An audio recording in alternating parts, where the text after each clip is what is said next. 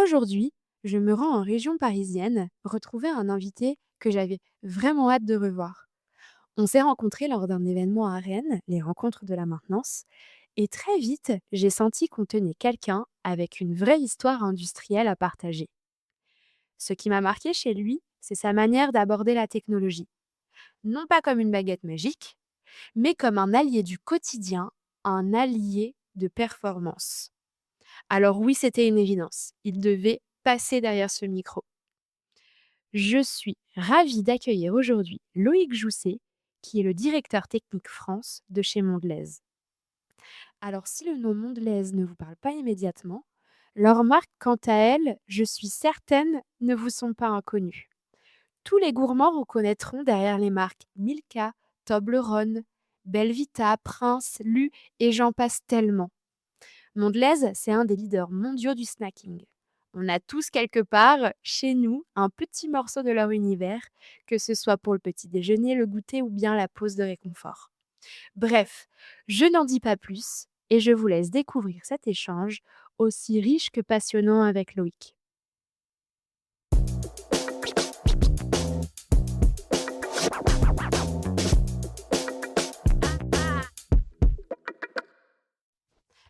Bonjour Loïc, Bonjour Marine. je suis contente d'être avec toi aujourd'hui et donc de t'interviewer. J'aimerais avant de démarrer, que tu te présentes et que tu définisses ton périmètre d'action chez Mondelez. Alors aujourd'hui, je suis, responsable maintenance chez Mondelez France, depuis bientôt 10 ans et j'ai intégré le groupe en 2011, comme responsable maintenance travaux neufs sur le site de Charleville-Mézières et avant j'ai un cursus, de 12 ans automobile, dans de différentes fonctions. OK, ça marche. Là, aujourd'hui, tu es directeur technique chez Mondelez. Voilà, C'est le référent frein. alors nous, on sépare effectivement la partie maintenance de la partie investissement. Mmh. C'est 2 personnes différentes. Donc moi, je suis ancré sur la partie effectivement maintenance. Et tout ce qui est contrat, tout ce qui est contrat de maintenance. OK, ça marche.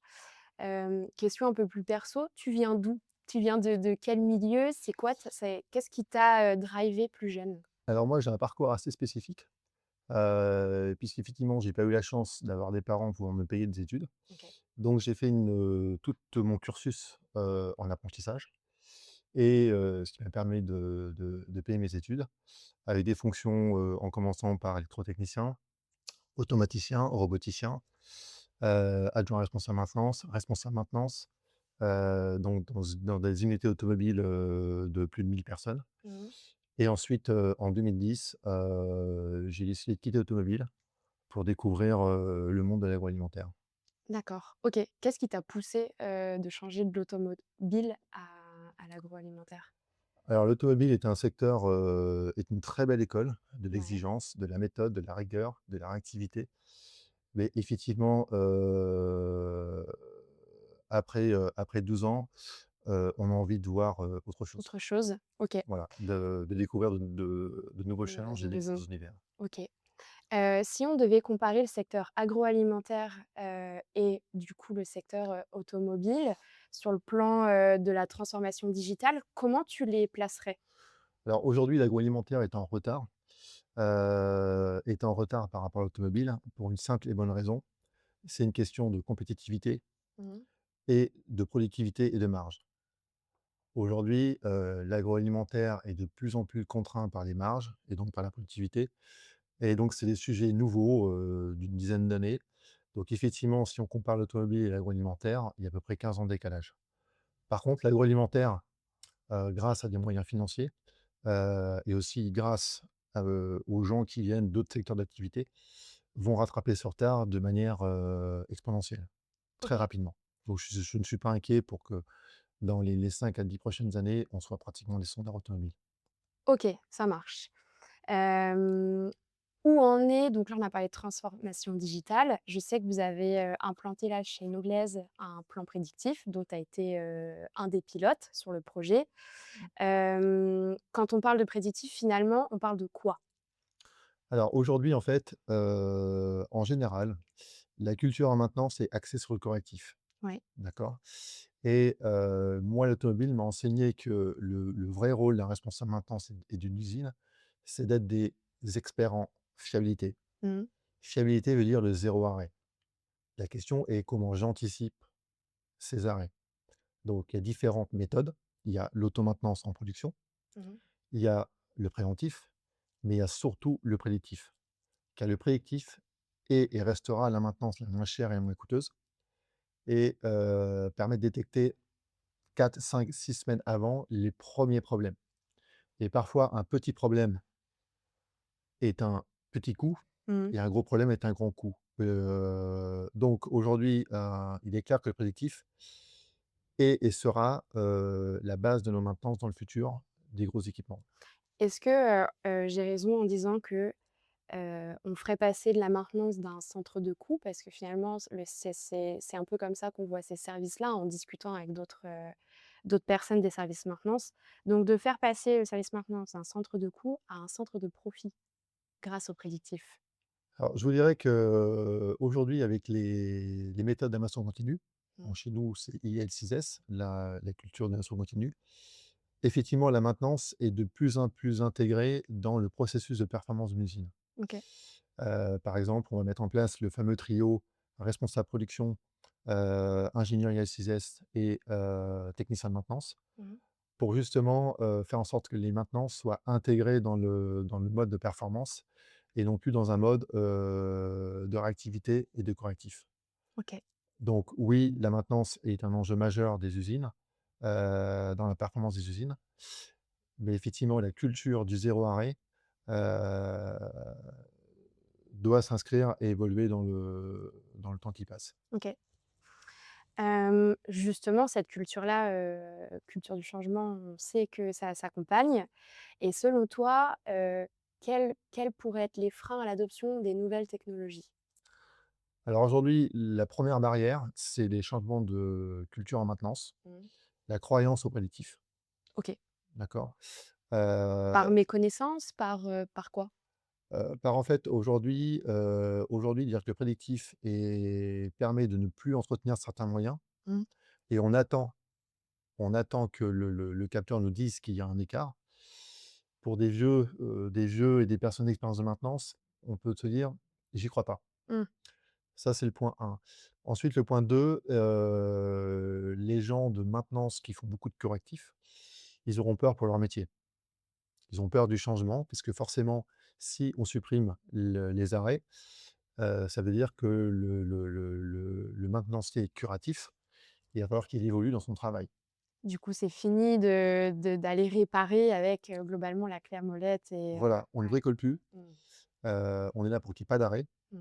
Donc ça veut dire que le métier d'agent de maintenance doit évoluer, Ouais.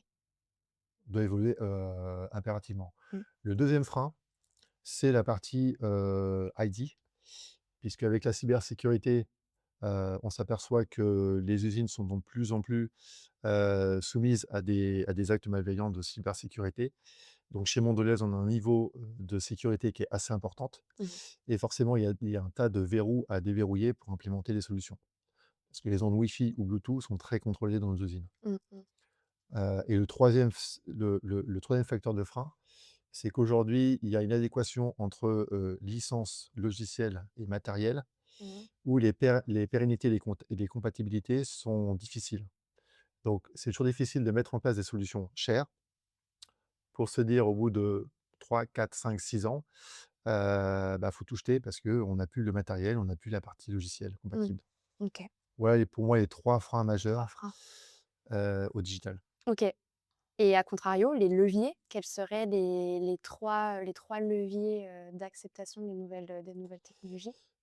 Alors, pour moi, le premier levier, pour accepter la technologie, c'est que déjà, il faut commencer sur des sites pilotes. Il Mmh. faut commencer petit, sur des éléments critiques.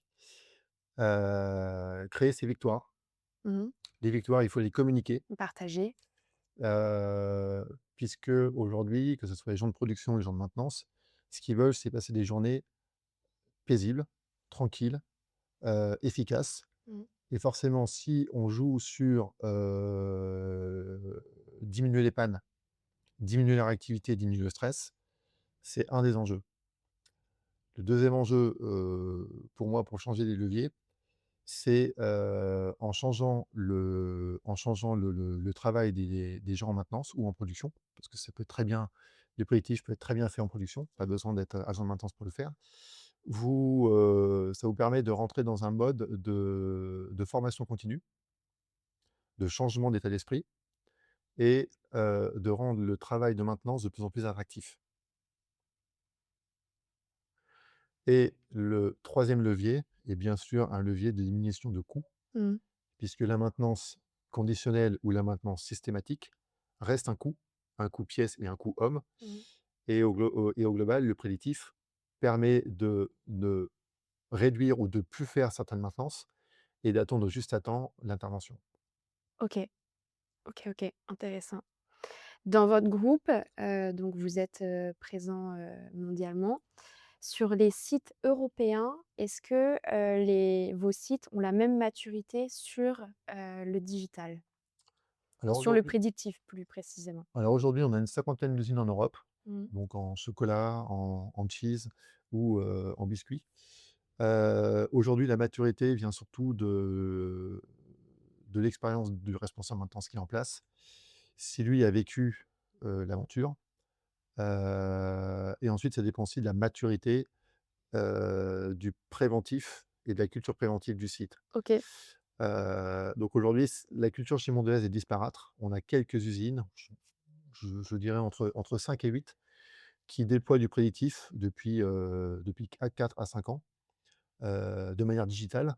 Puisque le prédictif, on le fait déjà depuis une quinzaine d'années en France, mais via des sociétés extérieures avec un contrôle ou 2 contrôles Mmh. par an.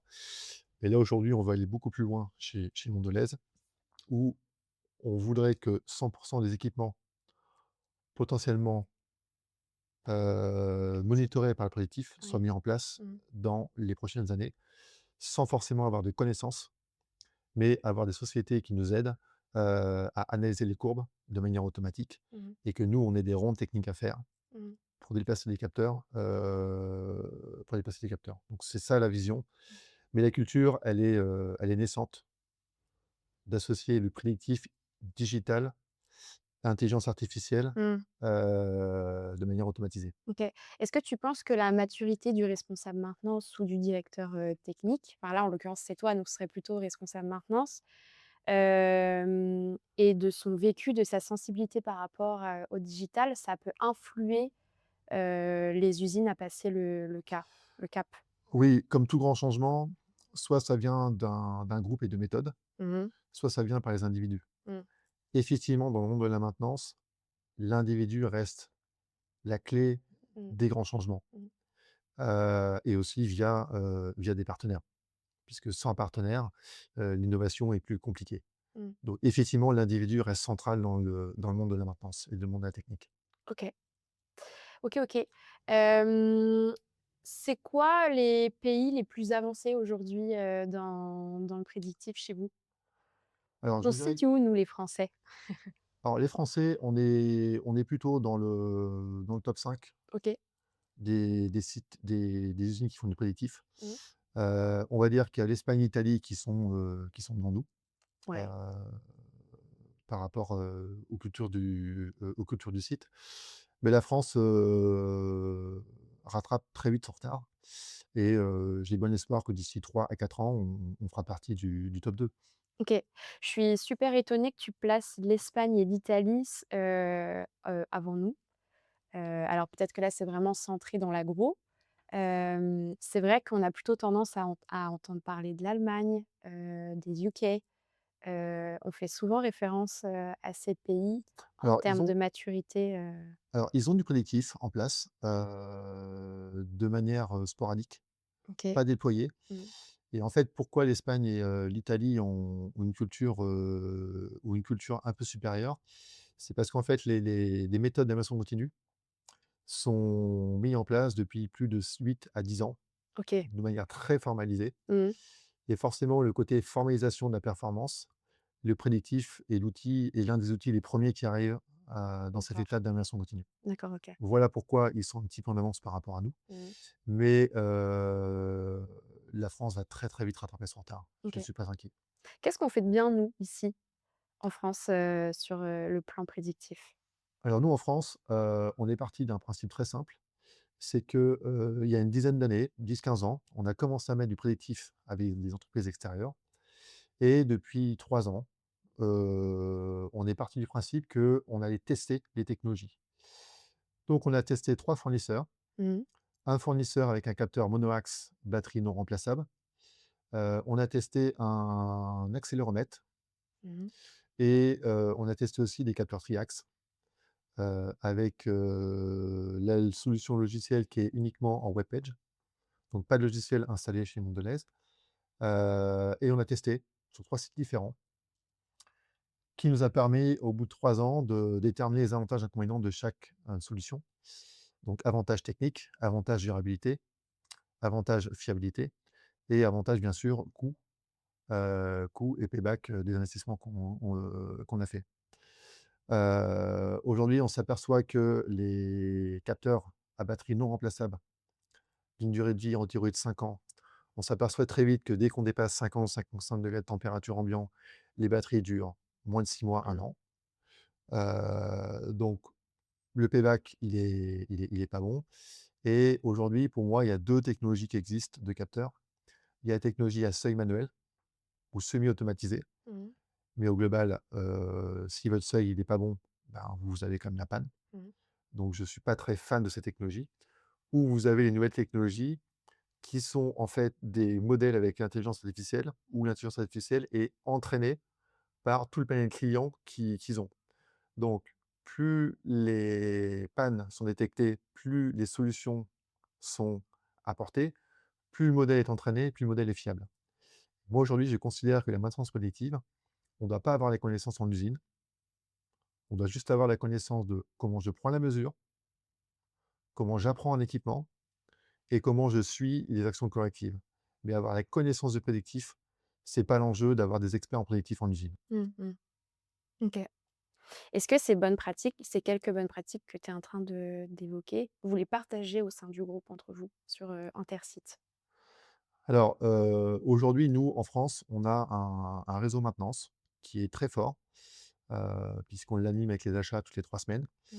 Donc on a une culture de communication et de stratégie commune depuis, plus de 10 ans maintenant, ce qui permet aussi d'avancer doucement mais sûrement, Mmh. avec à chaque fois la cale de la performance.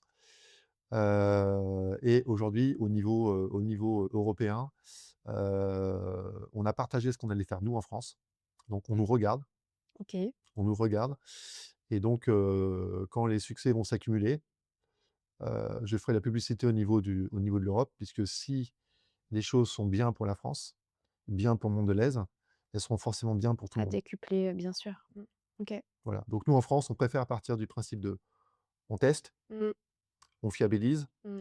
on choisit et on déploie OK. Donc en sur un fait, ou 2 sites pilotes. il y a cette stratégie globale, qui est déjà bien pensée donc. Pour la France, c'est bien pensé. Mmh. Après, chaque pays, a sa vision du sujet. OK.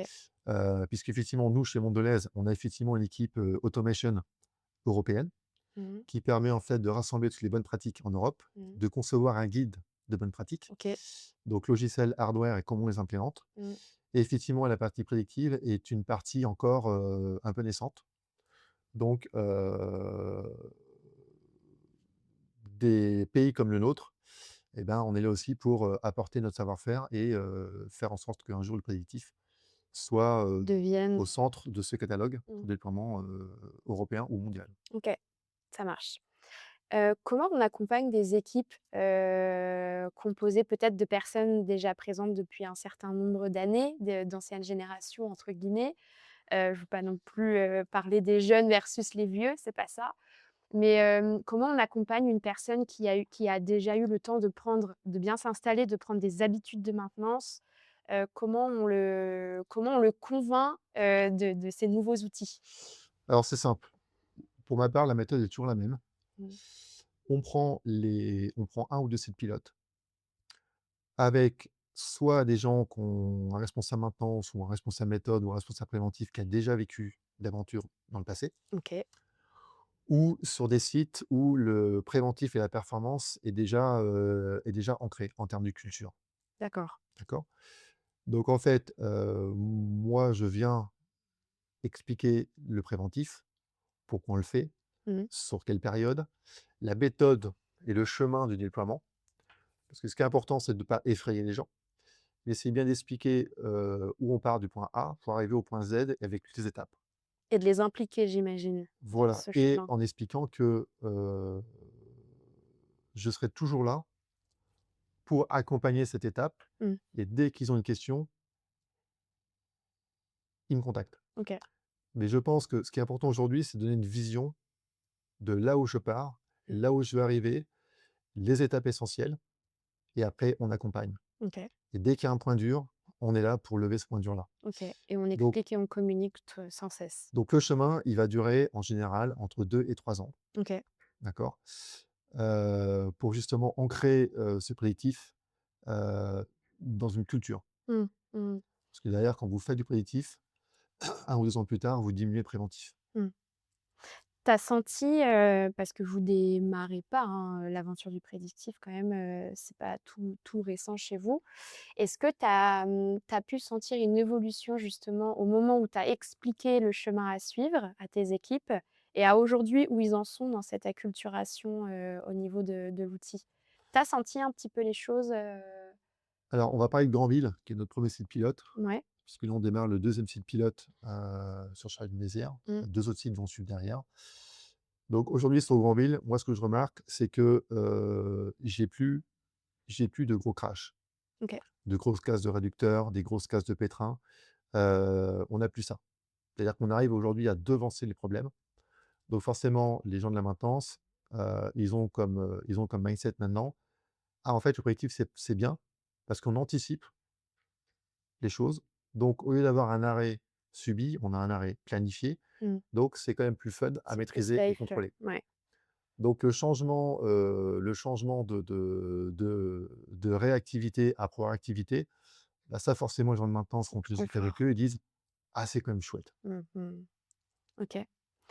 Site de Granville, vous produisez vous Alors le alors Granville, c'est, une usine qui est entièrement biscotte, oui. biscotte carrée ou biscotte ronde, donc la marque Eudebert, Mmh. et aussi Pelletier, voilà, c'est un site de C'est biscotte. vrai qu'on n'a pas précisé les marques, parce qu'on a démarré direct dans le vif, Mondelez, mais en fait, on n'a pas spécifié les marques parce que là, les personnes qui nous écoutent, c'est sûr, ils connaissent forcément, les produits que vous faites. Est-ce que tu peux spécifier, les marques que vous représentez chez Mondelez? Alors aujourd'hui, effectivement, on a de la chance d'avoir des marques, iconiques, des marques que tous nos enfants et tout le monde mange au Tous les travers du gourmands. monde. Donc aujourd'hui, vous avez, différentes, marques. Vous avez des plateformes, des produits plateformes. Donc c'est Oreo, c'est granola, c'est Mikado. Vous avez le chocolat Milka, vous avez Mmh. le chocolat Côte d'Or, vous avez Toblerone. Donc voilà, vous avez des moments de pause et de délices qui sont extraordinaires chez Mondelez. C'est le plaisir de ce groupe et ensuite vous avez des marques qu'on appelle local heritage. Donc aujourd'hui, vous avez la marque Lu, qui est Mmh. la plus ancrée, en France et en Belgique. Mais vous avez plein de produits, vous avez Petit Beurre, vous avez Mikado, vous avez granola, vous avez, Barquette 3 chatons, vous avez aussi, toute la partie, mini ourson, les gros oursons. Mmh. Bon, voilà, un groupe, Ouais. extraordinaire avec des marques iconiques, avec, un savoir-faire, extraordinaire. OK. Hem Si tu devais donner un conseil, tu vois, là, tu rencontres un directeur technique, il hésite, il a envie de passer le pas, dans le prédictif, il a envie d'y aller, mais il lui manque ce petit truc, pour le convaincre. Qu'est-ce que tu lui dirais? Alors moi, je lui dirais qu'aujourd'hui, il faut qu'il essaye de contacter, des gens de maintenance, Mmh. auprès de leur groupe. Moi, je sais qu'au travers, je fais quelques salons. D'ailleurs, on s'est rencontrés à Rennes Mmh. ensemble, pour la partie journée du prédictif et ce lien de réseau technique permet de pouvoir changer les stratégies, changer les façons de faire Mmh. et c'est grâce au réseau professionnel qu'on peut faire évoluer, les cultures et les mentalités. D'accord? Donc aujourd'hui, c'est via des partages, Mmh. via Beh, oui. des réseaux, via des partages dans des réseaux Mmh. ou des forums qui nous permettent, de convaincre un choix technique. Et après vous vous mettez en contact, vous commencez à lier, des choses, donc ça peut être des échanges de pièces, ça peut être aussi des benchmarks de journée. Il y a très Mmh. peu de temps, on avait un échange avec un grand industriel, de frais, celui de Charles-Mézières. Ils ont apporté leur savoir-faire, on a apporté notre savoir-faire et on est ressortis tous ensemble avec, des améliorations potentiellement possibles dans les années à venir. Ah OK, et à l'initiative de? C'est super bien d'avoir, initiative de qui? Du groupe, chez qui tu as été qui Alors en fait, c'est c'est surprenant. En fait, on a des une GMAO sur la France, ouais, d'accord? Et aujourd'hui, il y avait un industriel qui, a demandé aux fournisseurs de notre GMAO OK. si on avait des recommandations, Ah d'accord, OK. si on avait, possibilité d'avoir des clients qui permettaient de vendre la solution. Et donc, dans ce cadre-là, la société, de frais a contacté Civeco et Civeco m'a demandé si j'étais, potentiellement, disponible pour pouvoir partager l'expérience Civeco D'accord, avec ce OK. client. Donc moi, je sais que personnellement, le réseau est très important. Mmh. Donc le réseau avec des industriels ou le réseau avec mes partenaires, c'est très important de le maintenir et de le déployer Mmh. parce que tout ça, ça participe à, l'amélioration du futur. Ouais, bien sûr. Mmh. OK. Pour conclure, j'aime bien demander, qu'est-ce que signifie oser l'industrie connectée? Si en une phrase, tu devais définir, ce que ça t'évoque, ce serait quoi? Très bonne question, très, très bonne question. J'aime bien poser cette question, parce que déjà, un, c'est le nom du podcast, et parce que ces 3 mots sont bourrés de sens. Donc j'aime bien, conclure et terminer par cette petite question. Donc très bonne question. Pour moi, en fait, oser l'industrie connectée, ça signifie s'engager avec audace dans la transformation pour optimiser les processus et créer de la valeur ajoutée durable. Mais dans un unique but, c'est, l'efficacité, et la performance en production et maîtriser les coûts et les délais. OK. Mais effectivement, la transformation a une grosse part de part d'audace et de créativité et de challenge. Ça fait plus d'une phrase, mais c'est super bien résumé. Merci Loïc. Merci à vous.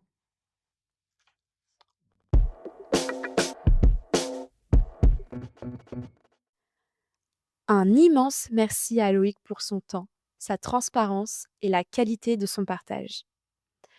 Avant de se quitter, Loïc m'a donné un conseil qui s'adresse d'ailleurs à tous les directeurs techniques et responsables maintenance qui entament leur transition digitale, et je vous le résume en 3 points. 1. Commencez petit. Maîtriser un premier périmètre, puis grandir progressivement. 2. Structurer et former. Une organisation claire, des rôles précis, une montée en compétences des équipes. Indispensable pour que ça puisse tenir dans le temps. 3. Savoir se focaliser. Déployer le prédictif là où ça compte vraiment, pour engranger des victoires rapides, prouver la valeur et montrer que la maintenance systématique n'est plus la seule voie pour éviter les arrêts. Alors encore un grand merci pour la qualité de tous ces conseils qui, j'espère, auront un impact auprès d'un certain nombre d'entre vous. Avant de vous laisser filer, pensez à partager l'épisode, à nous mettre un like ou un commentaire si cette conversation vous a inspiré. Ça nous aide énormément et ça booste notre équipe à faire rayonner les voix du terrain. À ce propos, dans le prochain épisode, on reste dans l'univers industriel, bien entendu, mais on change de décor. Je recevrai cette fois-ci un responsable maintenance d'une entreprise emblématique du secteur des arômes et des goûts. Un épisode à ne surtout pas manquer, alors restez connectés. À bientôt!